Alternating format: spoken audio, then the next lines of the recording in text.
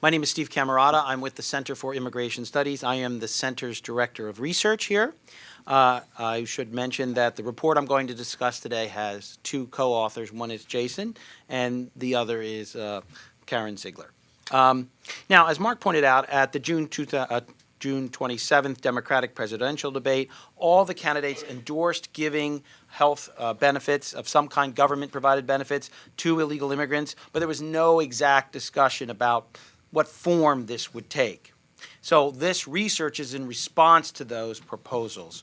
It is the case that after the debate, the Atlantic magazine surveyed the participants and found that Bernie Sanders, Kamala Harris, Elizabeth Warren, Cory Booker, and Julian Castro all would provide benefits to the undocumented, in their words.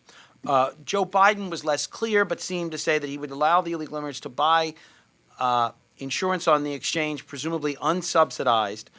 So it looks like that they would just be allowed to buy insurance on the healthcare exchanges, and I'll go over exactly what that means. Now, under current law, illegal immigrants are not allowed to participate in the health insurance exchange established by the Affordable Care Act, also called Obamacare. That's like the core part of Obamacare. So they cannot receive what's called the advanced premium tax credits, which are the subsidies paid to insurance companies to help low-income people afford coverage. Illegal immigrants are also generally barred from participating in Medicaid, the health insurance program for the poor, with some notable exceptions, such as minors in some states, pregnant women, and a few other tiny categories. But in general, they're not supposed to be able to get Medicaid.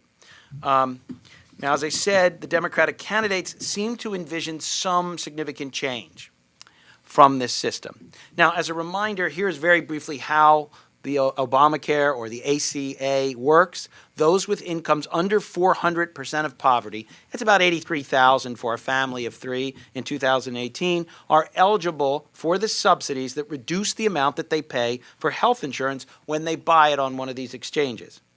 Now, the ACA subsidies, of course, are paid for by the government, that is, by taxpayers to the insurance companies. For the most part, that's how it works. Now, in general, those purchasing insurance through the exchange are either self-employed or not offered insurance through an employer.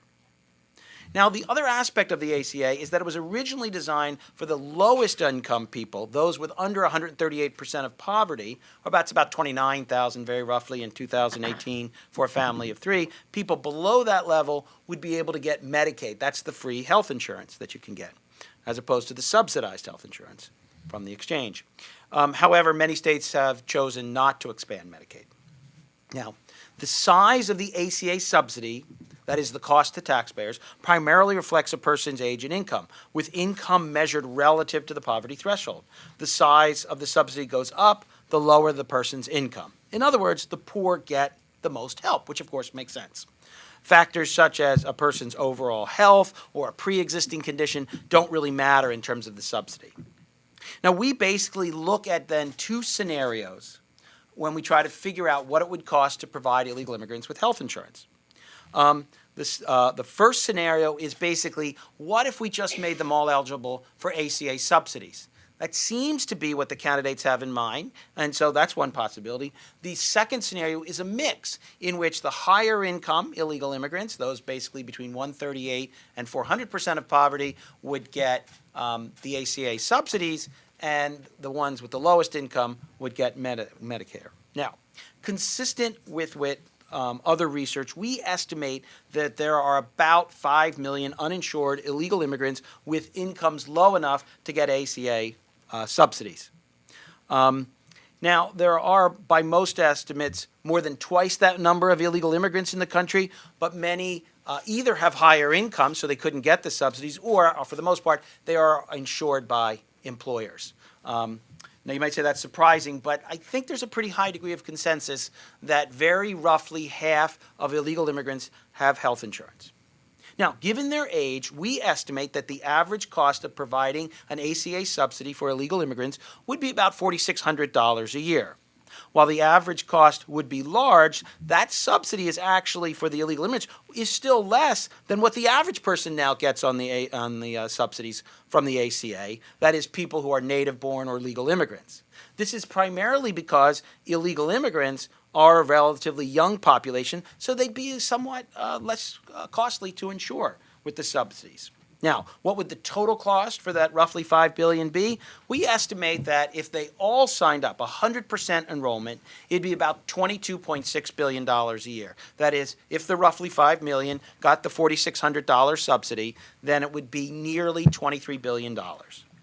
Now, if we want to place that number in context, this is significantly more than the roughly $17 billion spent each year paying cash benefits to poor people under the Temporary Assistance for Needy Families program, referred to as TANF, which is what most people think of as welfare. So the cash welfare that families get is about $17 billion. The potential cost here for this is about $23 billion.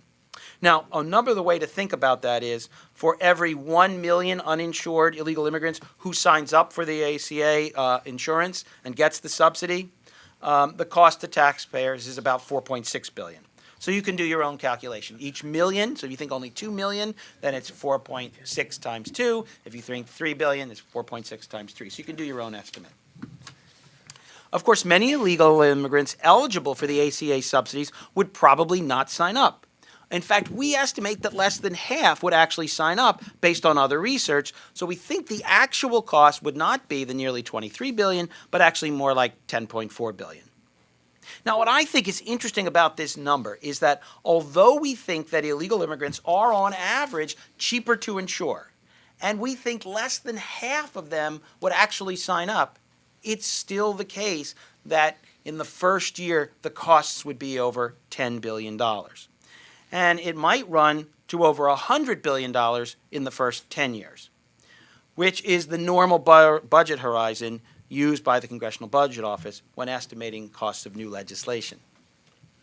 Now, although we consider this ACA-only approach the most likely policy, at least politically, that would be adopted to insure illegals, we also estimate what it would cost if we had a hybrid approach, ACA subsidies, again, for the highest income, Medicaid for the lowest. Now, compared to the ACA-only approach, the total cost of the ACA Medicaid hybrid approach would be about $19.6 billion. Again, if everybody enrolled. This is somewhat lower than our ACA-only approach, again, assuming 100% enrollment. Now, the lower cost of a mixed ACA approach partly reflects our assumption that illegal immigrants on Medicaid consume somewhat less in health care than the average person on that program.